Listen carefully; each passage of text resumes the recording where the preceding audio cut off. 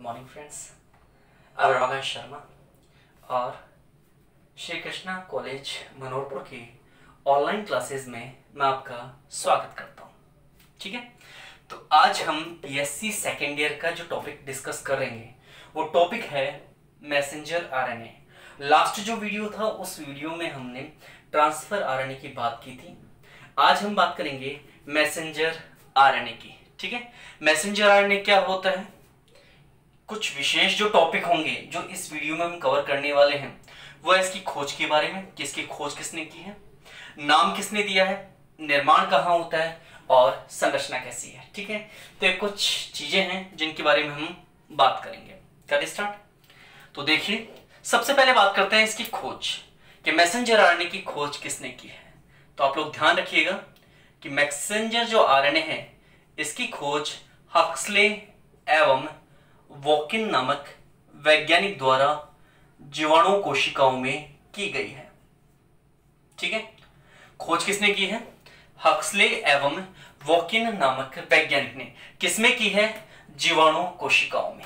तो messenger RNA की खोज हक्सले तथा वॉकिन नामक वैज्ञानिक द्वारा जीवाणु कोशिका में की गई है, जबकि मैसेंजर आरएनए जो नाम है यह नाम जैकब एवं मोनार्ड, दो वैज्ञानिक थे, जैकब एवं मोनार्ड, इन दोनों वैज्ञानिकों के द्वारा दिया गया है। ठीक है, तो जैकब और जो मोनार्ड हैं इन्होंने मैसेंजर आरएनए नाम दिया है, जबकि हक्सले और जो वॉकिन है इन्होंने जीवाणु कोशिका के अंदर इसकी क्या की है, खोज की है। ठीक है, ये दो पॉइंट क्लियर। उसके बाद हम देखते हैं निर्माण, कि मैसेंजर आरएनए का निर्माण कहाँ होता है। तो याद रखिएगा, जो मैसेंजर आरएनए है इसका निर्माण कहाँ होता है, केंद्रक द्रव्य में। कहाँ होता है, केंद्रक द्रव्य में। और किसके द्वारा होता है, डीएनए के द्वारा। ठीक है, तो जो मैसेंजर आरएनए होगा उसका निर्माण डीएनए के द्वारा केंद्रक द्रव्य में होता है, और इस क्रिया में जो एंजाइम काम आता है उस एंजाइम का नाम है आरएनए पॉलीमरेज सेकेंड। ठीक है, कौन सा पॉलीमरेज काम आता है मैसेंजर आरएनए के निर्माण में, तो वो काम आता है आरएनए पॉलीमरेज सेकेंड, एवं इस क्रिया को कहा जाता है अनुलेखन। इस क्रिया को क्या कहते हैं, अनुलेखन, या फिर इसे कहा जाता है ट्रांसक्रिप्शन। ठीक है, क्या कहते हैं, ट्रांसक्रिप्शन। तो निर्माण के बारे में अगर बात करें तो निर्माण कैसे होगा, केंद्रक द्रव्य में डीएनए के द्वारा या डीएनए से आरएनए पॉलीमरेज सेकेंड की सहायता से मैसेंजर आरएनए का निर्माण होना क्या कहलाता है, अनुलेखन।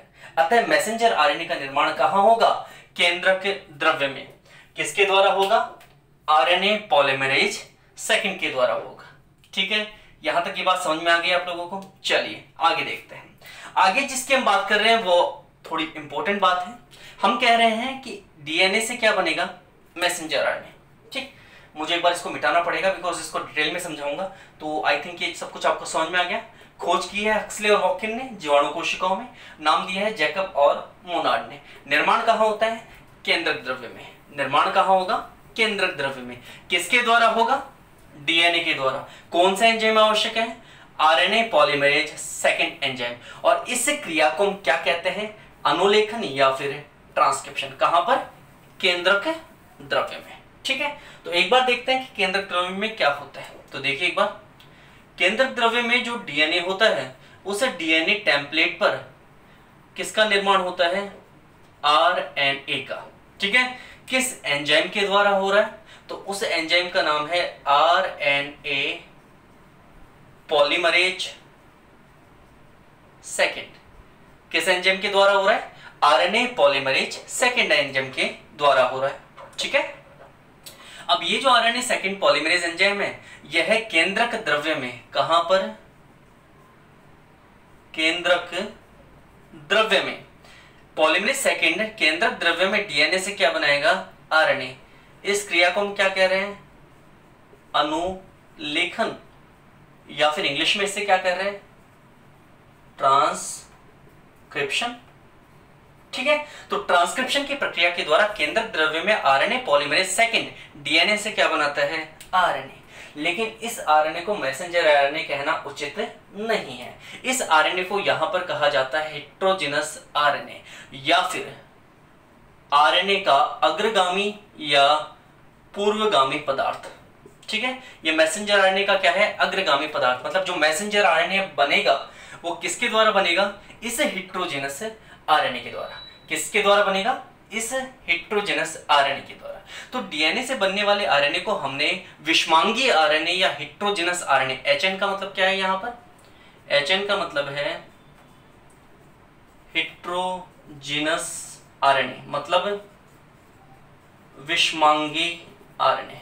ठीक है, अब हेटेरोजेनस आरएनए या विषमांगी आरएनए क्यों कहा हमने, डीएनए से बनने वाले आरएनए को डायरेक्टली मैसेंजर आरएनए क्यों नहीं कह दिया, क्योंकि जो आरएनए डीएनए से बन रहा है उस आरएनए की अगर संरचना देखी जाए तो उसमें दो चीजें दिखाई देती हैं विशेष रूप से।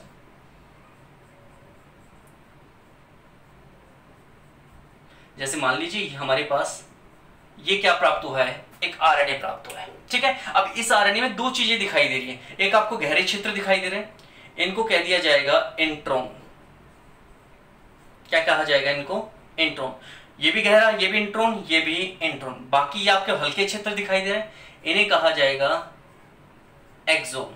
क्या कहा जाएगा, इन्हें एक्सोन कहा जाएगा। तो इस प्रकार डीएनए से जो आरएनए बनता है वह आरएनए कैसा होता है, विषमांगी होता है, हेटेरोजेनस होता है। क्यों, क्योंकि उसके अंदर क्रमशः एक्सोन तथा इंट्रॉन पाए जाते हैं।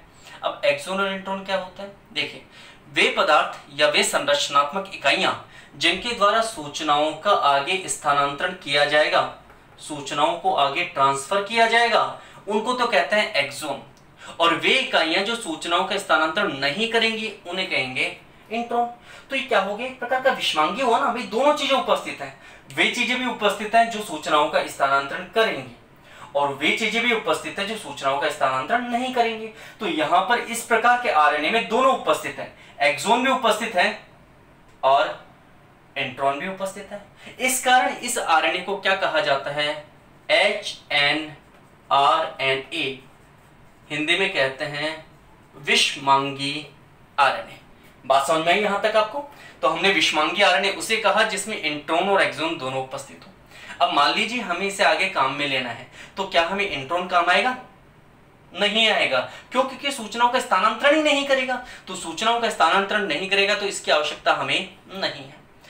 एक्सोन काम आएगा क्योंकि आगे क्या करेगा, सूचनाओं का स्थानांतरण। तो हम क्या करते हैं, उसके बाद एक प्रोसेस क्रिया होती है हमारी कोशिकाओं में, उस क्रिया को कहते हैं स्प्लाइसिंग।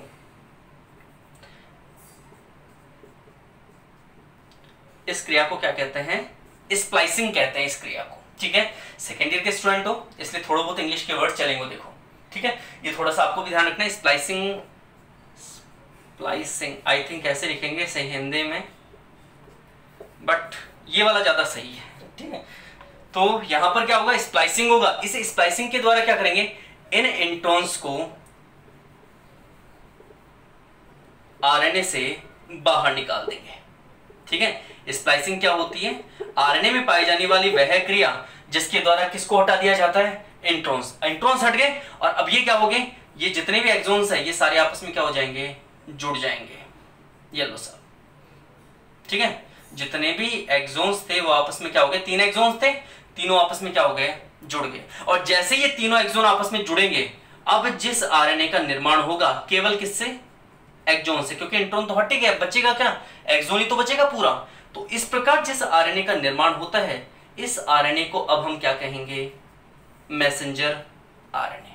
यानी कि मैसेंजर आरएनए का निर्माण किस क्रिया के द्वारा होता है, स्प्लाइसिंग क्रिया के द्वारा होता है। स्प्लाइसिंग में किसको बाहर निकाला जाता है, इंट्रॉन्स को बाहर निकाल दिया जाता है। इंट्रॉन्स कोई भी काम के नहीं होते, बचते क्या है, सिर्फ और सिर्फ एक्सोन। और ये एक्सोन जब मिल जाते हैं आपस में तो किसका निर्माण करते हैं, मैसेंजर आरएनए का। ठीक है, तो इस प्रकार किसी भी कोशिका में मैसेंजर आरएनए का क्या होता है, निर्माण या फिर फॉर्मेशन। ठीक है, दोबारा देख लीजिए क्या होगा, डीएनए जो होगा वो केंद्रक द्रव्य में अनुलेखन और आरएनए पॉलीमरेज के द्वारा किसका निर्माण करेगा, एचएनआरएनए या विषमांगी आरएनए का। विषमांगी आरएनए इसलिए कहा क्योंकि इसमें एक्सोन और इंट्रॉन दोनों उपस्थित थे, अब नहीं है क्योंकि हमने उसको मिटा दिया है। ठीक है, तो यहाँ पर दोनों उपस्थित थे, एक्सोन भी उपस्थित थे और इंट्रोन भी उपस्थित थे। तो इसके अंदर एक विशेष क्रिया होगी स्प्लाइसिंग, जिसके द्वारा इंट्रोन्स को हटा दिया जाएगा और एक्सोन आपस में जुड़ जाएंगी, तब यह हेटेरोजेनस आरएनए। अभी ये हेटेरोजेनस नहीं है क्योंकि इसके हमने एक्सोन जोड़ दिए, इंट्रोन्स हटा दिए। अगर इसमें इंट्रोन भी होते, जैसे ये इंट्रोन, ये एक्सोन, ऐसे बीच बीच में इंट्रोन्स भी होते, तब इसे हम क्या कहते हैं, हेटेरोजेनस आरएनए। इसमें क्या होगा, स्प्लाइसिंग होगा, इंट्रोन्स क्या हो जाएंगे, हट जाएंगे, बाकी क्या बचेंगे, एक्सोन आपस में जुड़ जाएंगे। इस एक्सोन युक्त संरचना को ही हम क्या कहते हैं, मैसेंजर आरएनए। बात समझ में आई? निर्माण कैसे हुआ समझ में आया? वेरी गुड, ठीक है। ठीक है, तो ये थे मैसेंजर आरएनए के निर्माण की क्रिया। अब हम बात करेंगे कि जो मैसेंजर आरएनए बना है कैसा दिखता है, क्या क्या होता है उसके अंदर, उसकी बात करेंगे हम। ठीक है, तो नेक्स्ट हमारा पॉइंट होगा निर्माण के बाद। पहला हमने देखा खोज, दूसरा हमने देखा नामकरण, तीसरा देखा निर्माण, फॉर्मेशन, और अब देखेंगे हम सबसे इंपॉर्टेंट मैसेंजर आरएनए की संरचना, कि मैसेंजर आरएनए की किस प्रकार की संरचना होती है। ठीक है, तो आराम से ध्यान से देखिए डायग्राम को।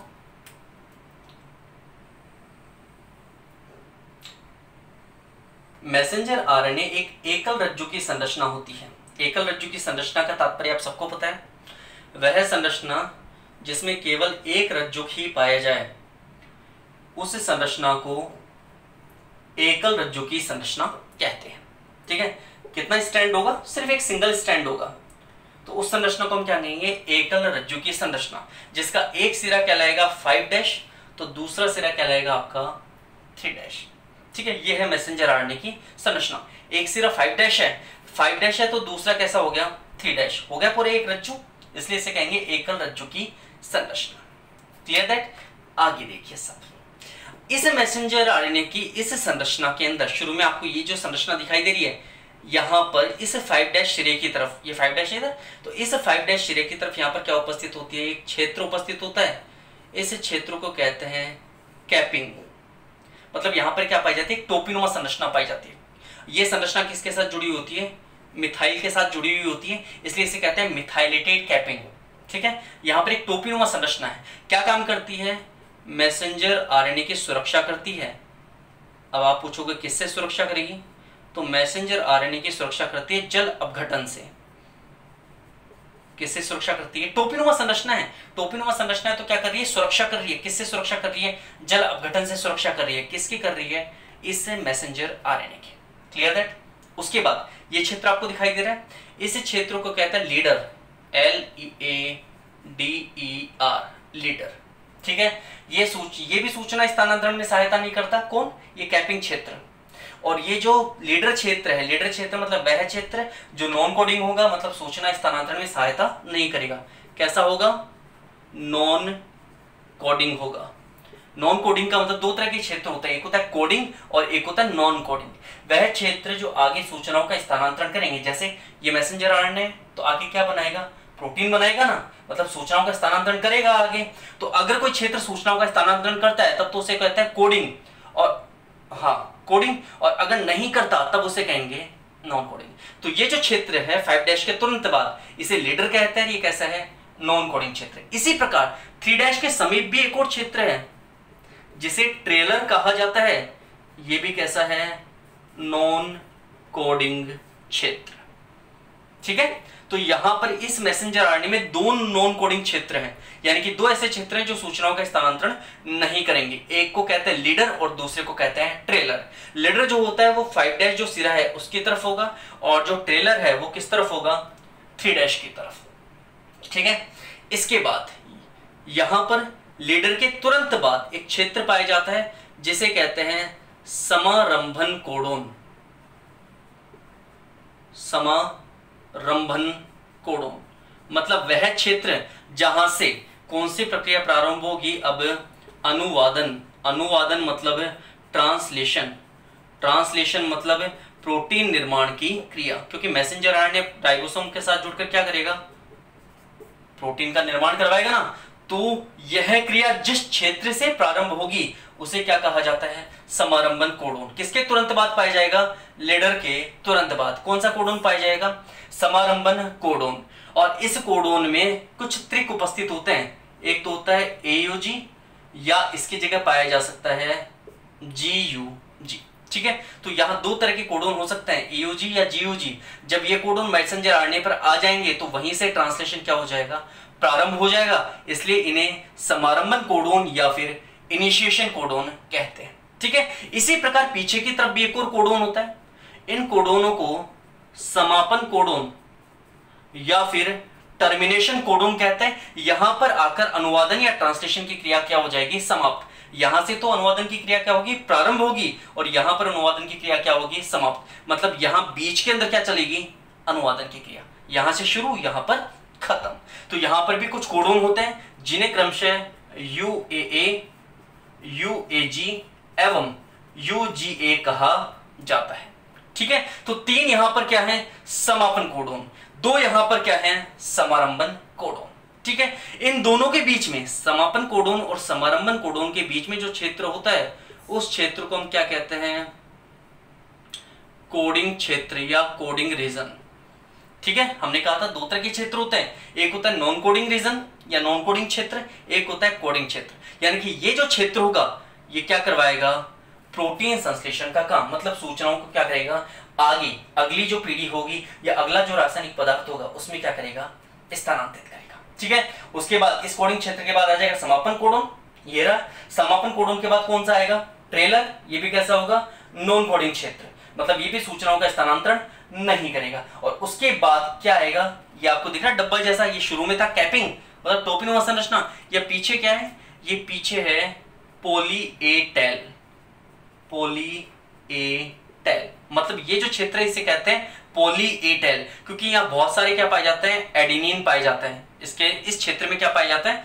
अनेक एडिनिन। पॉली मतलब अनेक, ए मतलब एडिनिन। और ये क्या है? इसका अंतिम भाग है। मैसेंजर आरएनए का शुरू वाला भाग है, तो ये क्या है? अंतिम भाग। अंतिम भाग को क्या कहते हैं? टेल या फिर पूंछ। इसलिए इसका नाम क्या हो गया? Poly A tail. पहली बात, बहुत सारे एडिनिन है और अंत में है, इसलिए इसका नाम क्या हो गया? Poly A tell.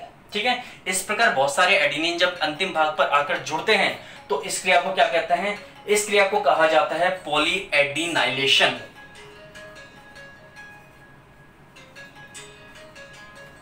इस क्रिया को क्या कहा जाता है?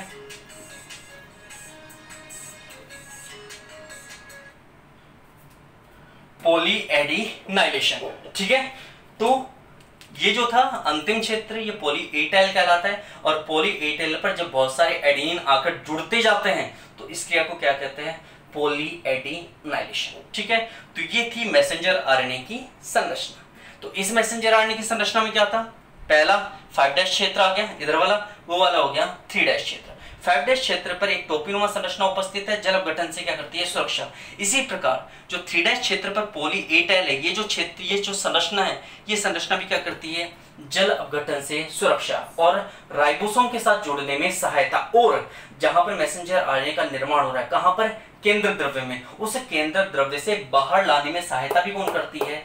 ये पॉली ए टेल या फिर ये वाला क्षेत्र। ठीक है, तो 5' पर कैपिंग है, कैपिंग के बाद क्या है? लीडर। और ये जो पॉली ए टेल है उससे पहले क्या है? ट्रेलर। दोनों के दोनों क्या है? Non coding. लीडर और ट्रेलर, ये ट्रेलर है ये लीडर है, इन दोनों के बीच में क्या है? कोडिंग क्षेत्र है। कोडिंग क्षेत्र का जो प्रारंभन होता है वो किससे होता है? समारंभन कोडोन से। नाम क्या है? AUG और GUG। कोडिंग क्षेत्र जहां पर समाप्त हो जाता है वो क्या है? समापन कोडोन। क्षेत्र के नाम क्या है? UAA, UAG और UGA। ठीक है, तो यहां से अनुवादन की क्रिया प्रारंभ होगी और यहां पर जाकर क्या होगी? अनुवादन की क्रिया समाप्त हो जाएगी। ठीक है, तो ये था आपके मैसेंजर आरएनए की संरचना। ठीक है, उसके बाद हम बात करेंगे आरएनए के प्रकार और आरएनए के कार्यों की। तो आरएनए के जो प्रकार होंगे, कौन से? मैसेंजर आरएनए के प्रकार दो प्रकार के होते हैं, मोनोसिस्ट्रोनिक और पॉलीसिस्ट्रोनिक। अगर एक ही सिस्ट्रोन होगा तो मोनोसिस्ट्रोनिक हो जाएगा, जो एक ही अमीनो अम्ल को कोड करेगा। और अगर बहुत सारे सिस्ट्रोन उपस्थित होंगे इस मैसेंजर आरएनए के साथ तो उसे कहा जाएगा पॉलीसिस्ट्रोनिक, जो अनेक अमीनो अम्लों को क्या करेंगे? कोड करेंगे। ठीक है, तो ये दो प्रकार थे। इन प्रकारों को और मैसेंजर आरएनए के जो कार्य हैं उन कार्यों को लेंगे हम नेक्स्ट वीडियो में। यहां तक सिर्फ हमने 4 पॉइंट कवर किए हैं: खोज, नाम, निर्माण और संरचना, ये थी मैसेंजर आरएनए की संरचना। आई होप कि आपको समझ में आई होगी। ठीक है, चलिए, थैंक यू सो मच।